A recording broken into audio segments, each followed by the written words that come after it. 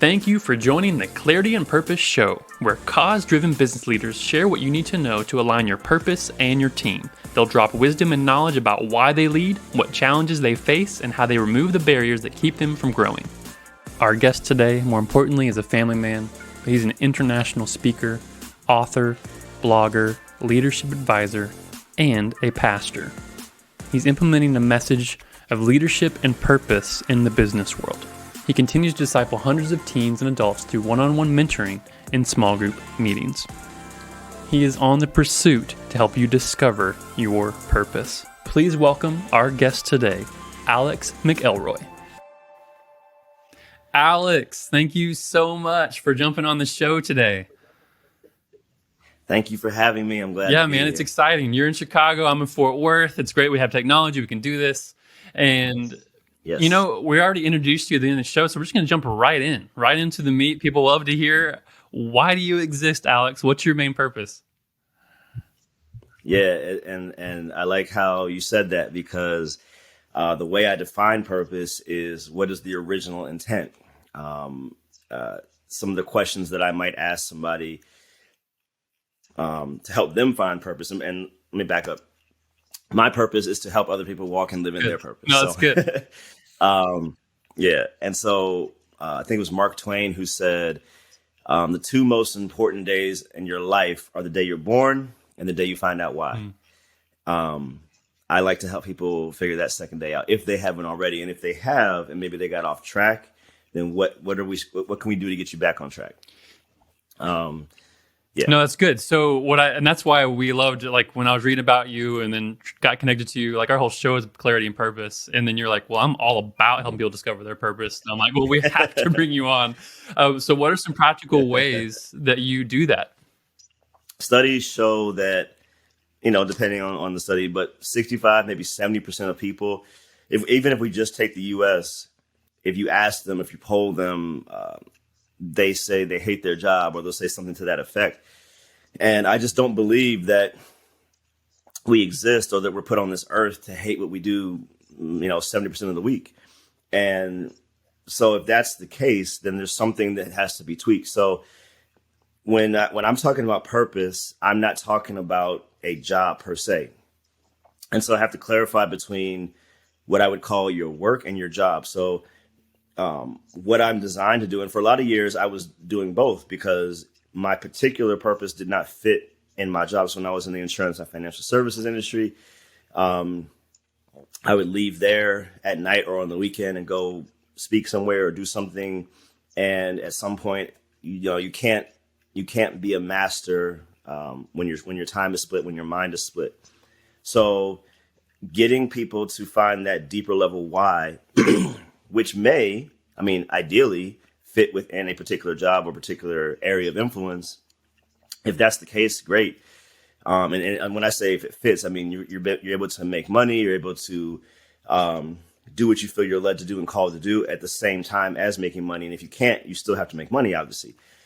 So the bigger why has to supersede the smaller what.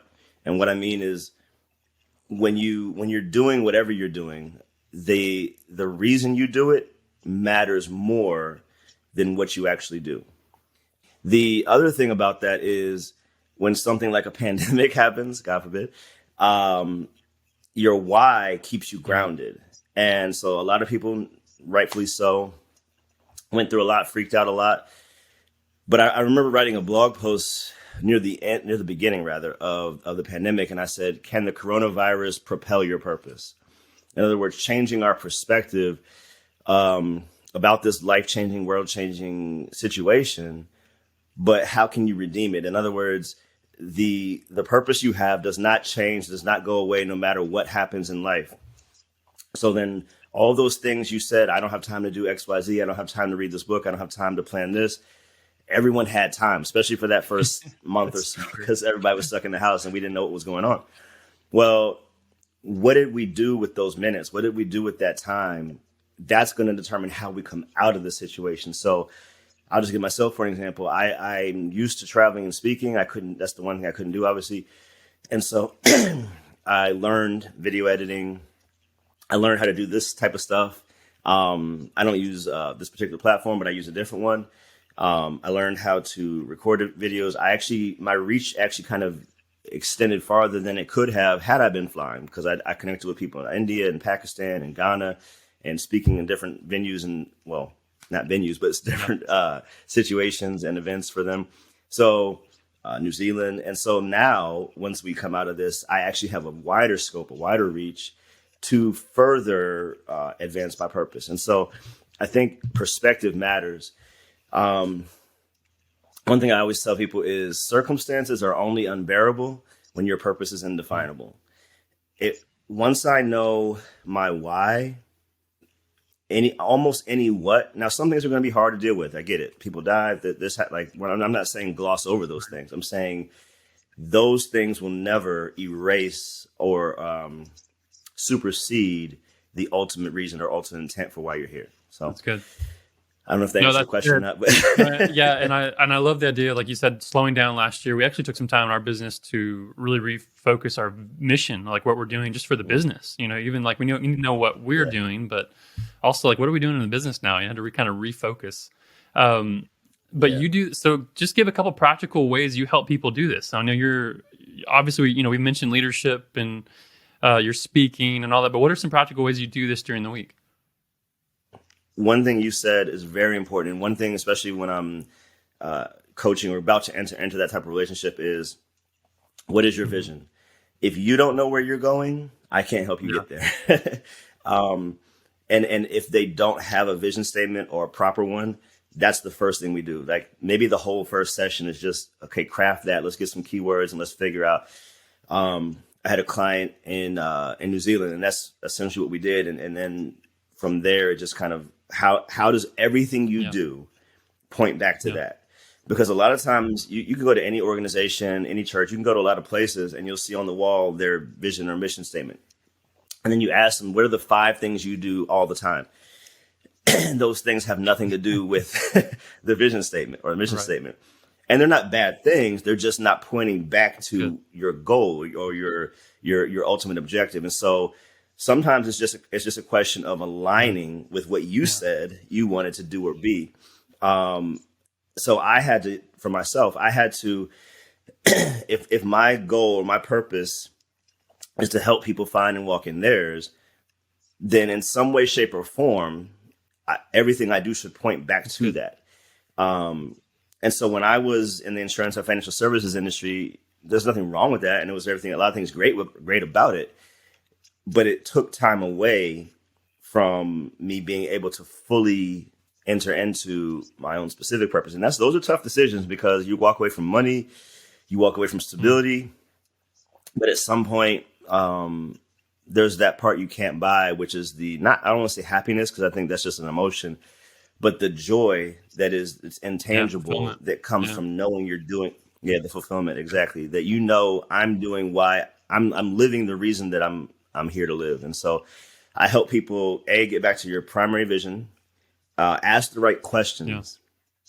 So my TED Talk, I gave 3 out of the maybe 7 or 8 questions that I would typically ask somebody or have them ask themselves. So in the TED Talk, it was, what frustrates me in life? What do I hate? And who am I jealous of? And all of those sound counterintuitive, but that's the point. We're taught, I think, a lot of times in life, and purpose is such a buzzword. So for me, how I ground it is different. Those are counterintuitive questions. We're taught, what do you love? And what do you feel led and what makes you happy? And go do that. I think that's the wrong way to ask it. And so what frustrates me in life, I always tell people, whatever frustrates you in life is usually what you were born to solve. Like there are things that frustrate you that I would see the same thing and I would just walk past it, or I would hear the same thing and I'd walk past it, because that's not my thing. But for you, it makes your brain itch. Like,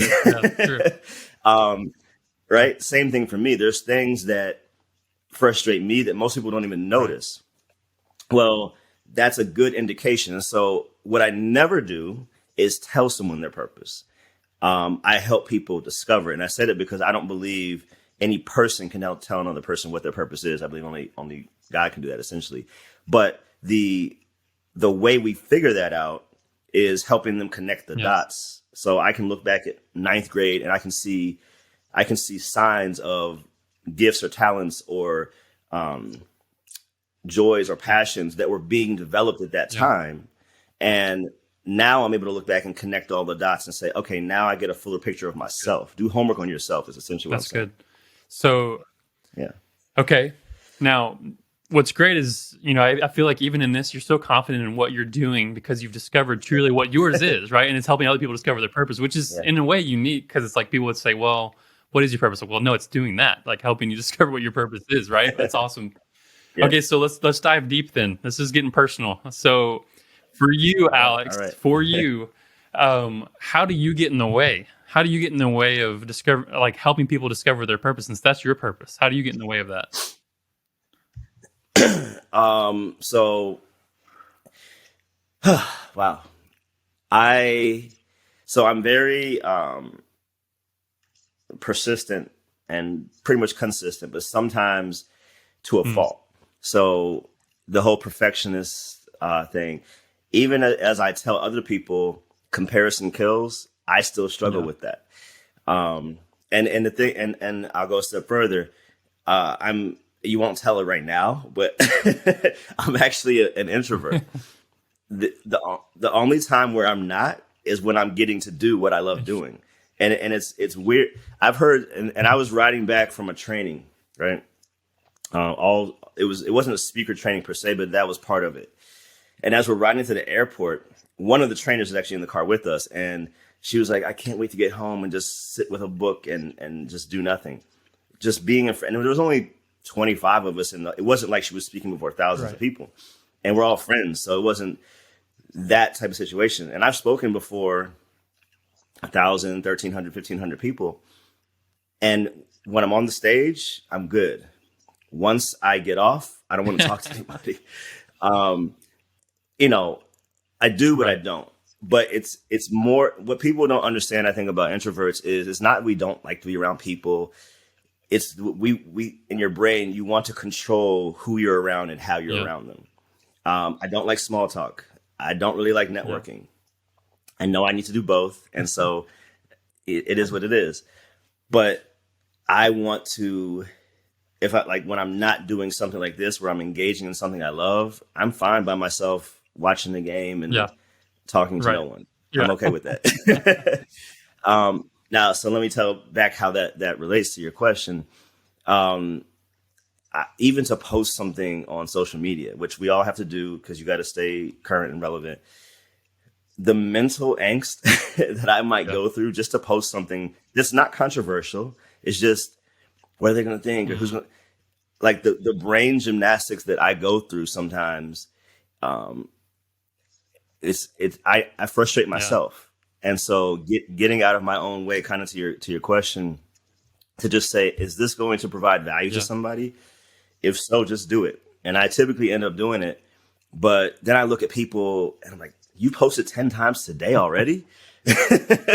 And you were cool with that. And I'm like, I kind of wish I could be like that. Well, maybe not that much, but more free, more, who cares what people say type of, no, that's good. So that mental block, that mental perfectionism, that mental, no, that's good. So it's my mind. So then, to end that point, then what are things you've learned to move past that, or what are things you've eliminated to kind of help you grow in that?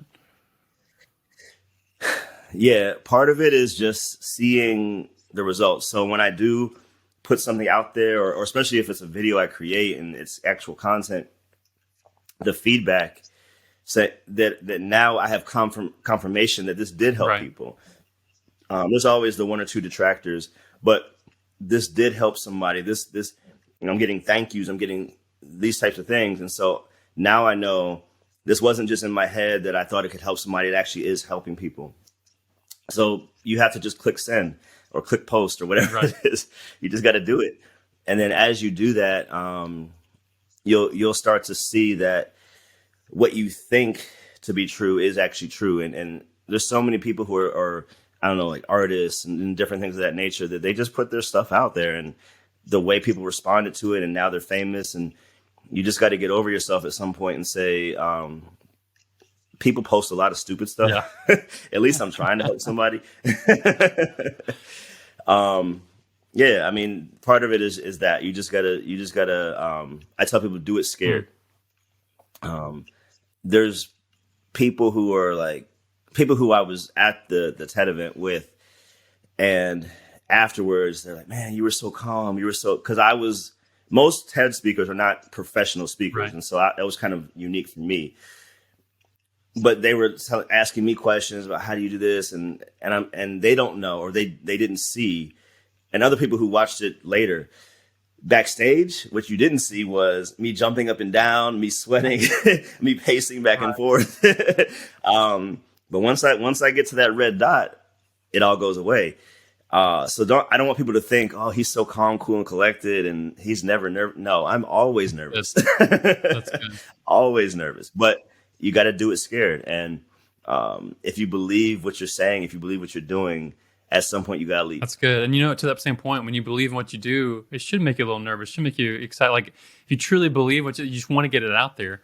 Someone told me, or something I started a while back, was based off someone told me, was take 5 minutes a day and write down what you did that day, write down what you overcame, or write down what happened. And then the next year, Like you look at that same day entry. And then the next year, you look at those past two, and what it does, it gives perspective. And I love what you said about looking back at what you've done and posted and been a part of, and seeing the encouragement.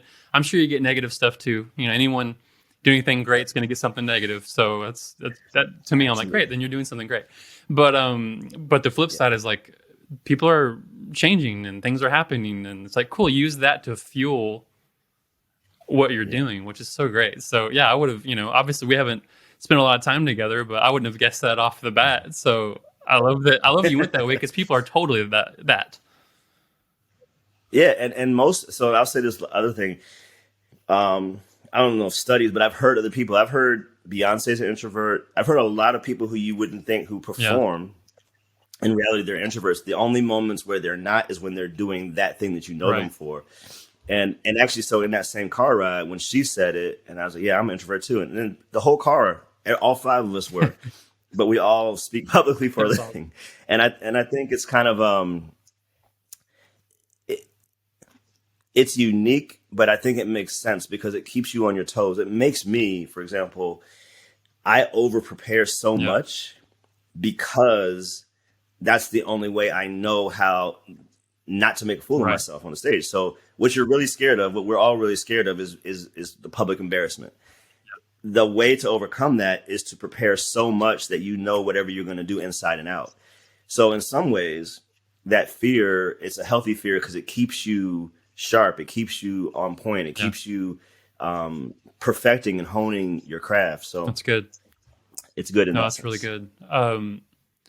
So we've got some things that people can be a part of with you. Like, is there anything that you would like to share to finish or promote for you guys?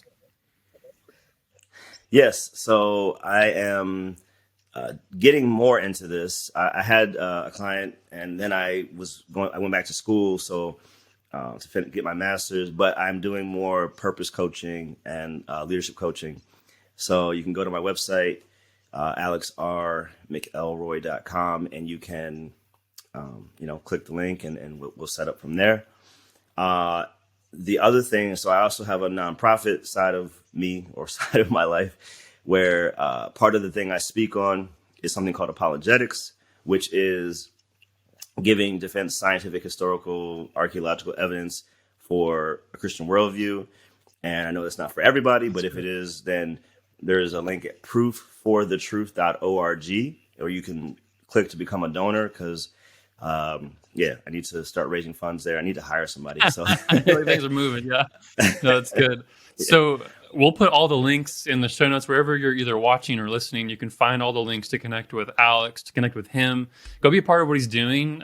Go discover what your purpose is. If you haven't really discovered what that is, then connect with Alex. He'd probably got some great tools and things you can use to make that happen. So Alex, thank you so much for coming on, and you've added value to me. Thank you. I appreciate it. I love doing this. I love talking about this. So That's anytime. awesome. All right, well, we close it out every time with a dance. So you ready?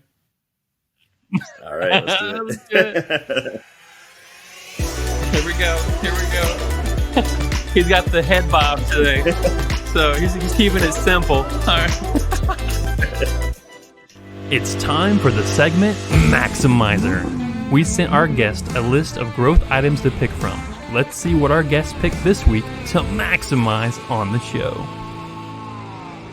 All right, Alex, this is one of my favorite things to do. We do this a lot. We get to look at your website through the grunt test, and we're going to ask ourselves 3 questions. What it is you actually do, how is it that it can help me, and what action you want me to take. How can I do business with you? So what I loved about this website when I came on is there's a lot of websites. This is why I love it. There's a lot of websites that look like this, that when most people, when they go to a website, they do what we call the Z pattern or the E pattern. So they'll go from left to right, just like reading. So they'll just start up here, and all of a sudden we've got about, video, speaking, workshops, conference, consulting, blog, testimonials, book, Alex to speak, and then books. It's like, there's so many things going on. And honestly, I actually get onto my church sometimes for this. I'm like, you've got so many things going on, ministries, other things involved. Like, we've got to help people take a path and a journey. So what's great is you do have a lot of things, right? There's so many ways you can help people. And there's so many ways that I can engage with you. But I'm not even sure right now what it is you do. So it's like, okay, there's speaking works out. You can kind of start piecing together. You know, when it's someone just about an individual, you can start piecing things together. But what we like to say is let's try not to help them solve any problems. Let's just help them, like math problems, equations, right? We want them to help actually know what it is you do right away. So I think when we go down to the center, of course, your name, purpose, leadership, apologetics, it's okay. I'm piecing things in my mind, but I'm not 100% knowing what you do. So I say, at the front, I would just simply put, we've talked a lot about you doing speaking and leadership trainings, and maybe that's just what you put, like, and I'm just going to say something random, it may not be 100%, but speaking engagements and workshops to help teams and individuals discover their purpose or whatever, right? It helps me understand, okay, so this is something he comes and does. I see the visual's great, interacting with people, right? So real quick, where should I like that? Because, but where would I put that? Under my name? Yeah. So actually, here's what I'll do. I'll start at the top here. When we go to the left to right, here's what I tell people, and this is what's going to make you kind of cringe a little bit. It's going to hurt. I would actually not put any of these tabs up top. Not a single one. And I would put your name up here on the left. You put your Alex McElroy, right? You put that up here. You can leave your purpose, leadership, policy. That's fine. Put it right there. Put nothing else on the top, except for on the far right what you want them to do, and then on the main screen. So then it's like they're not taking too much time to think about what it is that's going on the screen. They see your name and they immediately jump to the center, because the call to action button on the far right is they're not going to take an action because they don't know why they need to, right? But then they go to the center, and that's where I would put, and this is the second part of so I'm going to get to answer your question by the third. The second part is, how can you help me? So maybe there's a phrase that you can use. We like to say there's maybe a philosophical statement that can be shared, something that they can, when they read it, they shake their head yes. Something that to them it stands out. So, for instance, something comes to mind would be, your job doesn't define who you are. You should know what your purpose is. That's something that just comes to my mind, right? It's something that's, okay, yeah, I agree. That's right. Because most people work in places they don't fully love to work in. So then you put right below that sentence that we mentioned, like what it is you actually do. Training, workshops, and speaking to help teams, whatever that thing is, right? It's a short little one-liner that says what it is you actually do. So then I'm like, great. I know it's Alex. It's a person. I know this is what you can help me discover, and I know it's what you can help me do. It's what you do. Awesome. There's nothing else on the page that's going to clutter. And then you put a call to action. Maybe and now you've got a lot of things that you do. So I would ask, what's the one thing that probably gets you the most income or the most value to somebody that you do? And maybe it's the workshop or it's the speaking engagement. So it's like book a speaking engagement and say specifically what they're doing. Book a workshop for your team or whatever. Make that the button. Because I can tell you right now, if you're already engaging them and they understand what you do, they're going to scroll. And here's where a lot of people miss out. Right now, we're done, right? On the homepage. This is it. So what you want to do is you want to add more value. You want to maybe add some what we call value propositions or things on the page that speak to the things that help solve their problem, right? By doing this, what happens? And then as you scroll down the page, share some testimonials. Take some things that are already on some of your pages, right? Testimonials, share some, maybe it's easy plan to work with you. And then they just keep scrolling, right? They just keep scrolling. And the longer you keep them on the homepage, honestly, the more success you should have. Because most people, when they start clicking around and jumping away, they're getting confused by different messaging, different words, different pages. But if you can keep them engaged and then get them to take one action, then I think you'll see a lot more success. And then all the other pages you have can either be in a pop-out menu that's like a little hamburger menu, or on the bottom of your website as a footer with your menu. And people are like, yeah, but they're not going to find it. I'm like, well, what if you could get more activity through one action now and then they discover more later? Because I would be more engaged with wanting to figure out what your book's about and maybe some consulting after I've done something with you that's already added value to my life. So those are the three questions that we always ask. It's like, what is it that you do? Who are you? What do you do? How can you actually help me? And what action do you want me to take? And I think if you can just do that simply, even by the opening of your website, most people need to know this in 5 seconds or less. And that's unfortunate, but it's the reality. So when they land on the page, great. Do those things, and I promise you'll start seeing a lot more engagement. All right, as always, we're going to give another tip for you. Today, we're going to talk about really trying to understand what our clients are losing sleep over. So, we talk about understanding their problem, but what's the internal issue that they're facing? What is it that they're pacing up at night thinking about? This is really what we're selling to. This is really what we're having a conversation with our clients for, is understanding what's the thing keeping them up at night. What are their frustrations? What are they angry about? What are they tired about? All of those things. And it really helps our messaging. It helps us truly have a place of empathy and be able to speak clearly to the problem that they're having. So, Jake, give us a little example of this, or what are some of your thoughts? Have you been working with clients before? How do you figure this out? Yeah, well, I'm going to give you the big bomb, okay? Are you ready to hear how you make this happen? Yep. Here it comes. Boom. You listen. Listen. Yeah. And which means you got to ask questions where you actually want to hear what they have to say. Not, do you want my thing? Would you like to download my thing? Would you like to buy my stuff?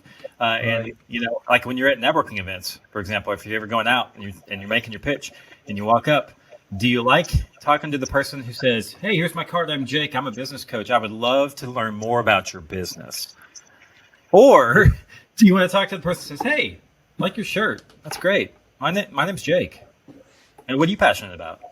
Yeah. Right? Because now I'm digging to go, what is really going on in your life and keeping you up? Right. And, for the shoe example from our last episode, the woman was looking for that place of freedom in what women want. But what is she trying to avoid? Why does she care? Because the woman in that movie did not have a place where she felt free just to be herself and could think and not have the kids pulling on them. And they needed a place to go, and the shoes provided the place that was comfortable for that. So you got to create an environment where people can be heard. Yeah. And no one cares who you are until they know that you can solve their problem. So what is it that they care about? Speak to them in your messaging. So download the 20-minute messaging makeover. This is just one of the 5 you can learn on the 20-minute messaging makeovers. Go download that resource and get working on your messaging today. Well, that's it for this episode. Thank you for joining the Clarity and Purpose Show. Wherever you are watching or listening, make sure you subscribe to the channel or podcast so you don't miss more growth frameworks from cause-driven leaders. We believe when a business leader aligns their team with their message, they become unstoppable.